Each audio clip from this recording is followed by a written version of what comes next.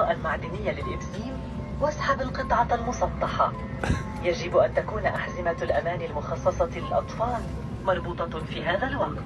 لسلامتك يرجى إبقاء حزام المقعد مربوطا بشكل ظاهر طوال الرحلة، وخاصة عندما تضاء إشارة ربط أحزمة المقاعد.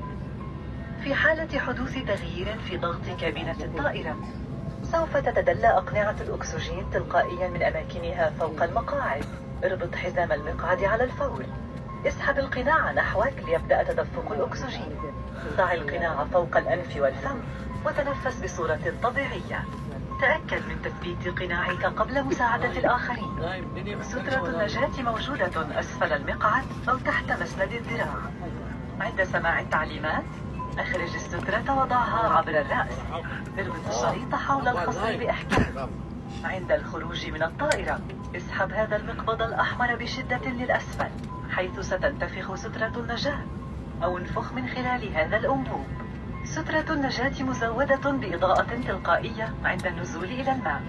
سيتم توزيع سترات النجاة المخصصة للأطفال والتي يجب نفخها قبل مغادرة الطائرة. مخارج الطوارئ مشار إليها بإشارات واضحة، بالإمكان ملاحظة مواقعها كما هو موضح على بطاقة تعليمات السلامة في جيوب المقاعد التي أمامكم. سيشير أفراد الطاقم إليها الآن. ابدأ الآن بتحديد موقع مخارج الطوارئ.